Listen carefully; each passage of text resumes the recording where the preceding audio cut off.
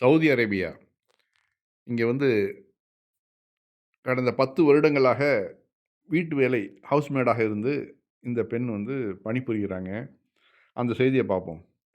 A Saudi family is bidding farewell to their maid of 10 years in their home in such a way as if she were their mother. மாஷா அல்லாஹ்.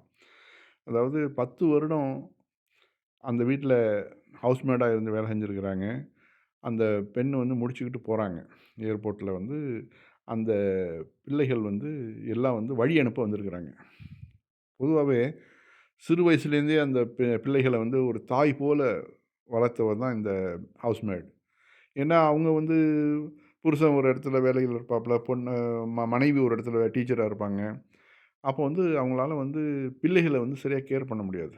அப்போ இந்த housemate தான் தன்னோட ஒரு தாயை போல இருந்து அவர்களுக்கு ட்ரெஸ்ஸு மாத்தி விடுறதுலேருந்து, அவர்களுக்கு சாப்பாடு குடுக்கறதுலேருந்து, எல்லா வேலைகளும் அவர்கள் குளிப்பாட்டுறதுலேருந்து எல்லாமே இவர்கள் தான் பண்றது. ஆக அந்த இயற்கையாவே அந்த தாய்மை குணம் இந்த பிள்ளைகளுக்கு வந்துருது. ஒரு ஸ்டெப் மதர் தானே! அப்போ அந்த பிள்ளைகள்லாம் வந்து கதறி அழுவுறாங்க. "நீங்க அது மாரி எங்கள விட்டுட்டு போறீங்களே!" அப்படின்னு சொல்லிட்டு. அந்த அம் வீடியோ பாருங்க.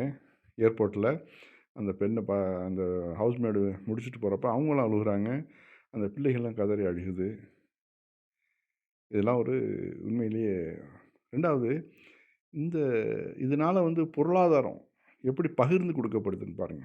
ஒரு சவுதி அரேபியாவோ, துபாயோ அங்க மட்டும் ஒரு இடத்துல செல்வம் குவிஞ்சு அங்கேயே இருந்துராம, அந்த பணங்கள் எல்லாம் வந்து உலக நாடுகள் முழுக்க அப்படியே பரவி போகுது பாருங்க. பார்த்தீங்களா? எந்த அளவு அந்த பெண்கள் வந்து அ ம மரியாதை குடுத்து அந்த பெண்ணுக்கு, ஒரு வீட்ல தன்னுடைய வீட்டு பெண் மாரியே வச்சு வளர்த்ததுனால தான், இந்த அளவு ஒரு பிரியம், பாசம் அந்த பிள்ளைகளுக்கு இருக்குது. அவங்களும் இருக்கிறாங்க.